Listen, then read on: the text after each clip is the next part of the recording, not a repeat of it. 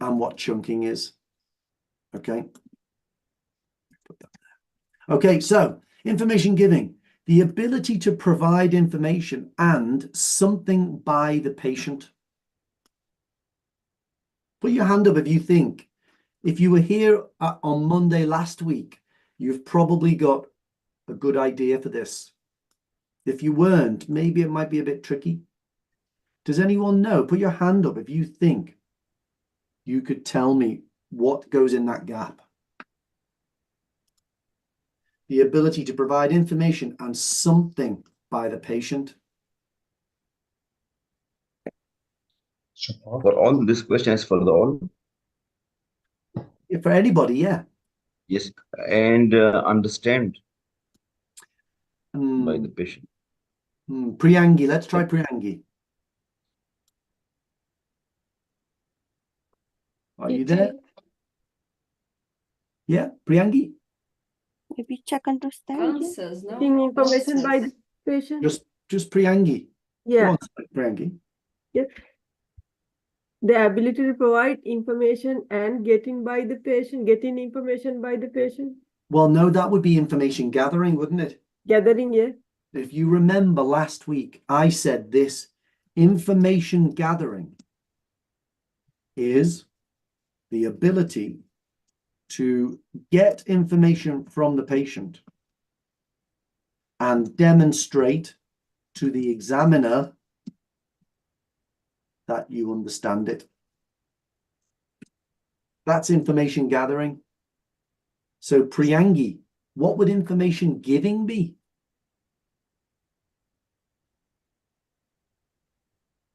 Sorry? What would information giving be if information gathering is getting information and demonstrating that you understand it? It's almost the opposite.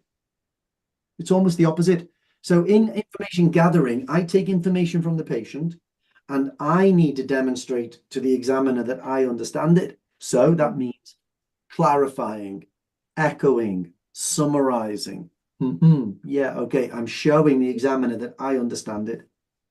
I need to show that the patient understands my information. Okay, so we put in here and demonstrate that it's understood by the patient. That's it. That's what I have to do. Okay, Priyangi. All right. So remember what I said. This is patient-centered. It doesn't matter. Thank you, Priyangi. It doesn't matter how good I think I am at explaining things. It doesn't matter how much knowledge I have. Oh, I know everything about meningitis. It's not about that. It's about giving an explanation, checking that they understand it, and then moving on. Even if you think that you've just explained meningitis perfectly, just done an amazing job, you can't move on until you've demonstrated that it's understood by the patient. And there's a reason for that. Okay.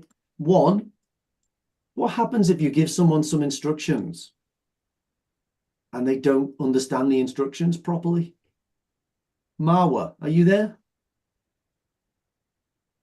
Yeah. What if I tell you that you need to take this medication, you need to take one tablet every 24 hours, but you didn't understand it and you think it's 3 tablets? Yeah, I will take it wrong and Yeah. put myself in danger. But what could be the outcome for the patient if the patient takes 3 times the dosage? Poisoning. So that again. Poisoning or life. Poisoning, yeah, or death. Yeah. I'm being very extreme there. But if patients don't understand the information you're giving them, the outcomes could be extreme. All right. And then there's a second reason which you might think is more important. I don't know. It depends the way your brain works. Marwa, how busy are nurses and doctors? Very busy. Yeah. Do you want to explain things twice? No, of course not. You don't, do you? You don't want to have to come back to this patient in half an hour and explain it again. Yeah. or for the patient to then give you a call. How many tablets was it? Okay. You want it to all be understood first time so they can go away from this consultation with the right information, do everything correctly. All right? Yes. All right. Okay. So information giving, providing information, demonstrating that it's understood. Any questions at the moment about this? No? Okay, that's a good basis. Chunking. Chunking. This is a word that we really need to think about. So let's go for Sonia. Are you there, Sonia? Yes. Hi, Sonia. What's chunking? It's like dividing, Hmm. Okay, what are you dividing? like when we ask them like a question. No? Tell me, what do I need to divide if I'm speaking to a patient? Mm, Shall we do an example? okay. Let's do an example. Okay, so I'm going to tell you now about changing the strings on a guitar. All right? Yeah. Okay. So sometimes when you're playing the guitar, you're playing and it doesn't sound very good. So you need to change the strings on your guitar. And that means you have to go and get a fork or a spoon. I prefer a fork. Some people use a spoon. You detune at the machine heads, and you can do all of them together, or you can do them one by one. It's up to you. And then once you get to a certain point, you can get the fork or the spoon. As I say, I like a fork. Get that fork underneath, and you can pull the peg out. And when you've pulled the peg out, you can get the string out. And then get that string out, get it out, make sure that it's loose enough. And you can change the strings. You can change the strings anytime you like. And then you do that for each of the 6 strings. And then there's nothing. I'll clean the fretboard at this stage, generally. And then I get some new strings, tighten it all up, tighten those machine heads, make sure that the pegs are in properly, and then tune it up. Mm. Can you change guitar strings now? Would you feel comfortable to change my guitar strings? Yeah. Oh, really? If you saw me, then I think I can do. But I just know, but with my explanations that I just gave you, is that good enough for you to go? No. Why not? What was wrong with it? Like I can forget. Yeah. Yeah. Was there a lot of information or a little bit of information? Lot of information. Was it well organized? No. It wasn't that bad. I mean, it went in a sequence, but there were a few bits where I went a little bit out of order. But Yeah. the main problem there was it was too much, wasn't it? Mm. Also, I used some phrases, machine head, Yeah. peg, Mm. fretboard. Do you know what those mean? No. No.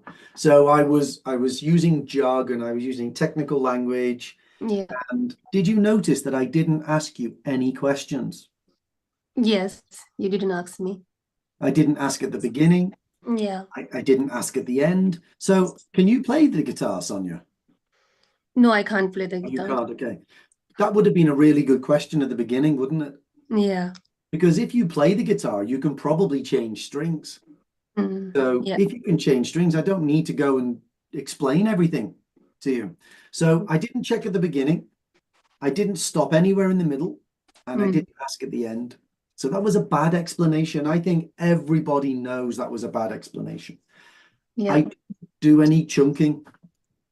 Okay, so chunking is dividing complicated information into smaller, easy to understand chunks. That's it. Would you agree with me on that, Sonia? Yeah. It's good to do this. Now, I don't just do this when I'm giving information. I do this when I'm gathering information.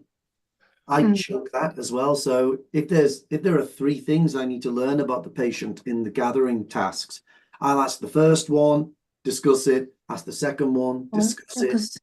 Same with the third one as well. And that's what I do when I'm explaining things. Okay, so today I could just go through all of these indicators. Oops. I could go through all of those indicators really, really fast and not check anything. But I don't want to do that.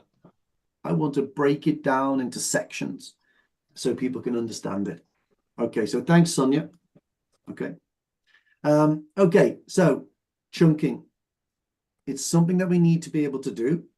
It's something that people don't always do. I think it sometimes feels a bit unnatural to people. Remember what I said earlier. You don't have to finish the task. So I think what happens sometimes is that people get a long explanation or some advice or suggestions or describing how a procedure works or something like that. And they rush through it quickly because they want to finish the task. They don't want to take time talking about each bit, but don't do that. We're aiming for 5 good, high quality minutes. So let's go for Christina. Just tell me again, what kind of things might I need to explain or give information about? I don't understand question. So what do I need to provide information about in OET? What information? I Yeah. don't know. Have you can do OET speaking, you've done it. So what kind of things am I expected to explain or provide information about? Yeah. About treatment, side effects, about condition. Treatments, side effects, yeah, it could be any of these, yeah. The condition itself, yeah, okay. Anything else? Procedure, maybe. Procedures, Advice. yeah, procedures. I suppose they come under treatment, I guess, but not always. Yeah, advice, suggestions, Recommendation. recommendations. I guess they're all the same, aren't they? Yeah. And they're not all the same, are they? Because treatment, condition, that's going to be mainly information, isn't it? So you're mainly explaining in this. Treatment, you'll be explaining. Okay. But you'll also be trying to find out how does that sound, etc. Advice, suggestions, recommendations. You're not just explaining something. You need to also check, can you do these things? So we're not just doing simple explanations. Sometimes we're giving information about other things and asking for them to be involved in the discussion of it. Okay. So I like to think of this as being a two-way thing. It's not just you sitting there with a cue card. Here's all of my information. Now tell me what you think. It's supposed to be a conversation. Let's look at an example. Let me get this onto one page and you just tell me what you think. I haven't got number 5. Okay, so have a look at that. And I want you to just make a note on your paper. What's good about it? Don't tell me yet. And then put your hand up if you'd like to tell me if you think anything is good about it. I'll put 1 minute on the clock.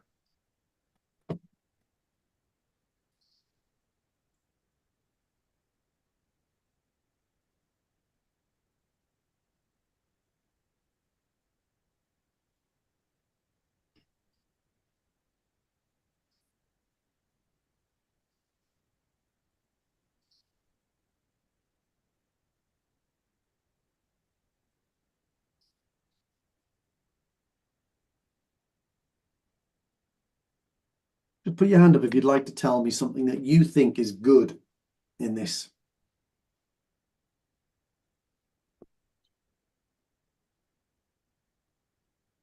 Thanks, Helen. Give me 10 seconds.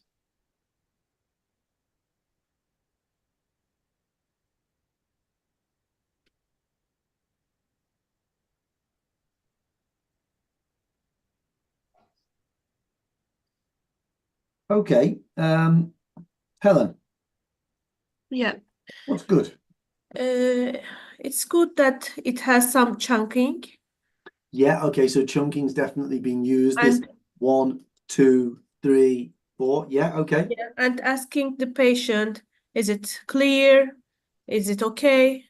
Yeah, Yeah, so giving some break and asking if the patient understood that or not. well, I would say, Helen, something that people often don't understand is the difference between these two questions. Because this one here is about understanding, isn't it? Yeah. But this one's not. What's that one about? About to doing the injections. Are you okay with that? Yeah. Yeah. So it's not just, do you understand that you have to do injections? No one likes doing injections, do they? It's a common thing that people don't like. Also, it's a new form of medication for this person to be taking, and it's something novel. Do you think you can manage that? Is it okay? You know, how do you feel about it? So I agree with you. I think that the chunking's good. We've got a number of different places where we've broken it down, and then we've got these questions that help us check it. Okay, good. That's great. Okay, let's go for Carlos. What else do you see? Um, always asking for feedback of the patient. Yeah, so the way I think about it, I know it sounds a bit strange, is when I say something that's got information in it, I think I have to touch the patient like that with my next question. What do you think? Do you understand? Is that okay? There's always something after I finish speaking, which means that I pass it back over to them. So that's good. Yeah. Is there anything else there, Carlos, you think? I think it's okay. Anything else, though, that you think is good about it? It's very clear and concise. Yeah. The language is very clear, isn't it? It's quite simple. Notice this bit here. It changes insulin production. Did I have to say this? I didn't have to, did I? But I decided I'll just put a little explanation about what insulin is. Because if you've never heard of it, you might not know, or maybe you've heard the word insulin, but you don't know what it does. This is good. Okay, so it's a very basic explanation. And I've decided that insulin might be a technical word that they don't understand. So I'll just provide a little breakdown of that for them as well. So this is when earlier on when I was explaining to Sonia about how to change strings on a guitar, I used machine head, peg, fretboard. I didn't explain what any of them were. So I think this is a nice way to deal with some technical language here as well. What about providing structure?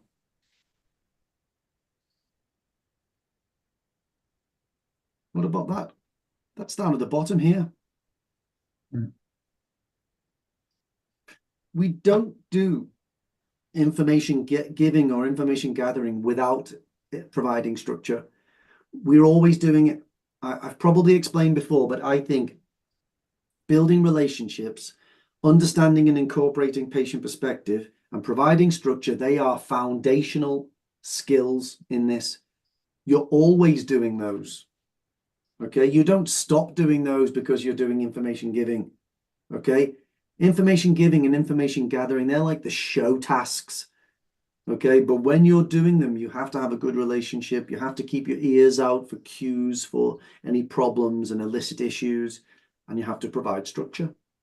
Okay, and then starting and ending, checking initial ideas, and also a bit more. Is that okay if we move on? So a misconception that people have about information giving is that it's just one way. It's just me explaining. It's not. I'm checking. All right. I use the chunking.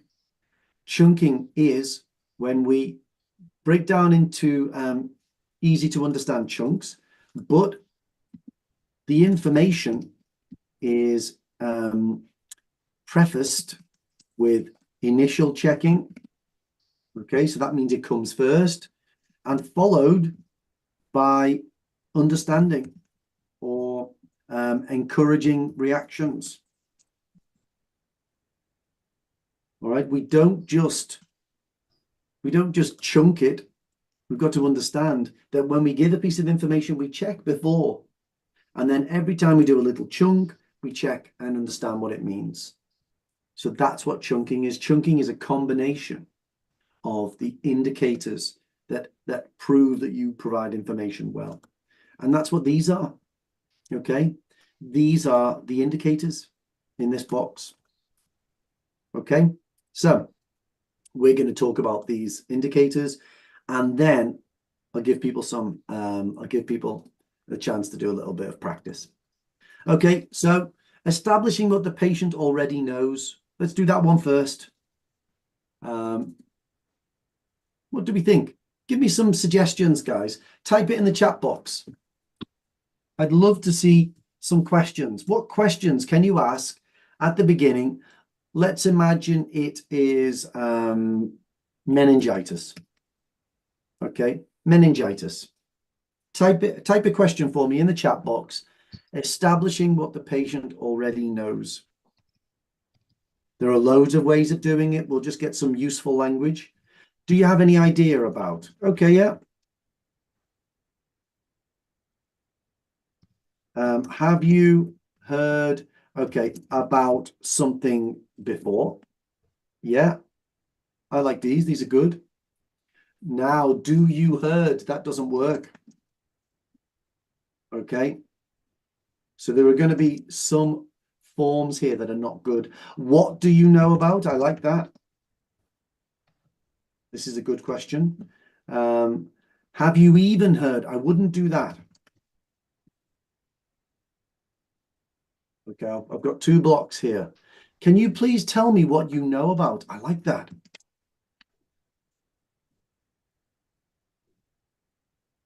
Okay, that's a good one. How much do you know about? Yeah. Okay, we don't need to have 100 different ways of doing it. This is good enough. Okay, so what else have we got here? We got any others? How much you know? Okay, so I think that's good. Okay, these ones I'm happy with. Okay, now obviously there are loads and loads of variations.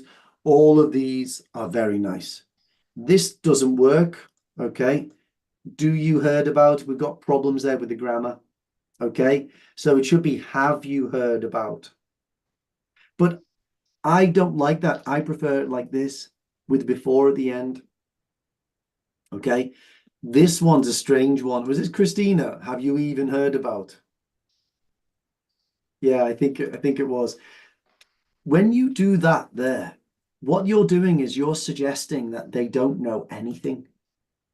So let's say that you're a doctor talking to another doctor, and you're talking to them about something very specific to do with meningitis. And oh, sorry. Yeah, okay, so it's ever. Thank you. Yeah, that does work. Yeah, okay. Sorry, Christina. I won't go through that. Have you ever heard about would be okay. Yeah. Yeah.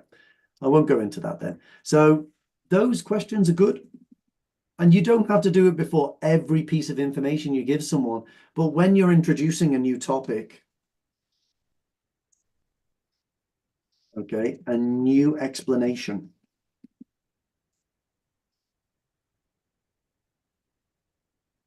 Explantation, that's a completely different word. Yeah, so when you're introducing a new explanation or a new topic, it could be a new set of information. These are good phrases. You don't want to waste your time. If somebody's had diabetes for 10 years, don't explain to them what insulin is. Okay, so I think that's easy. Pausing periodically is a good one. Okay, so don't rush in. Okay. Oh, yeah. Don't rush when you're explaining things.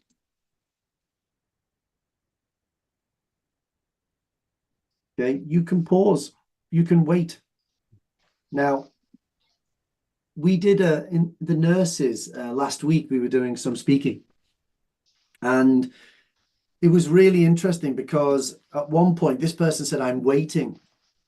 for them to tell me more. That was during information gathering. So for instance, let's do it now. Let's go with let's go. Catalina, are you there?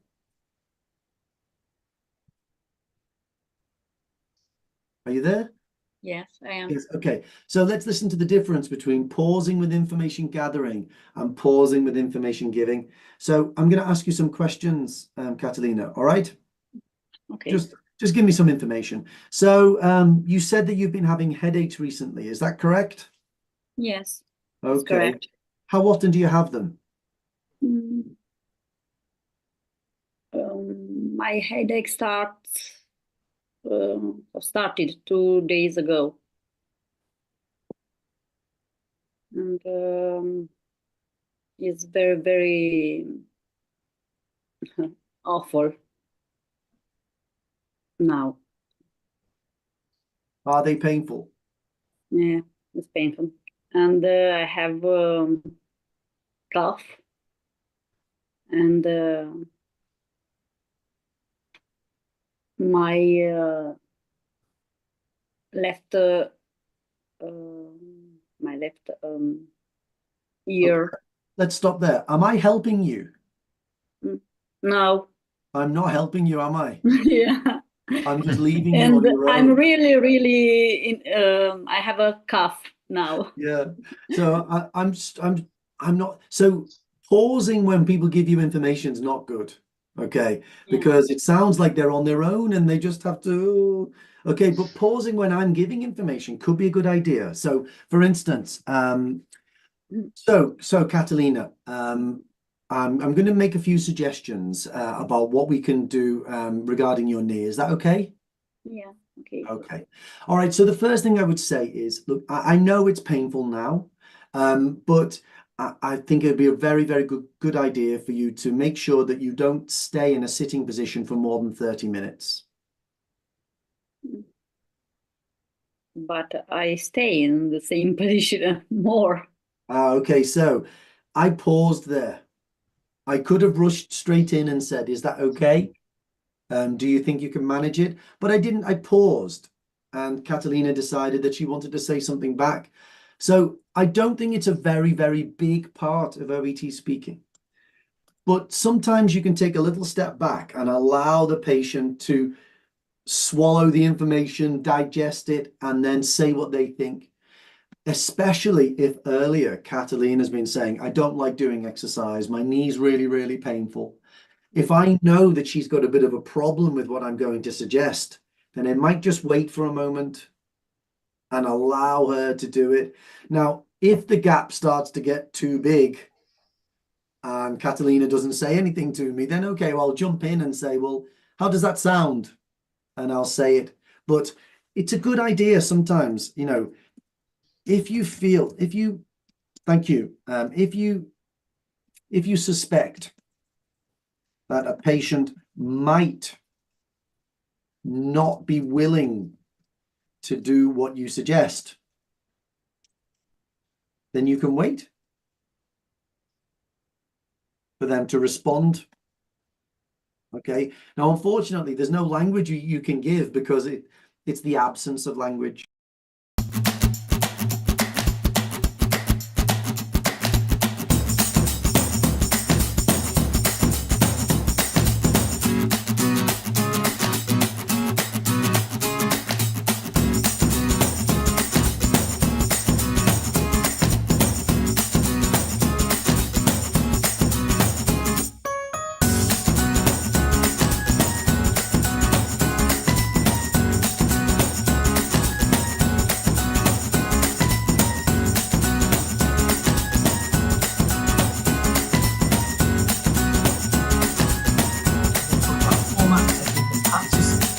Usual formal structure for these types of classes.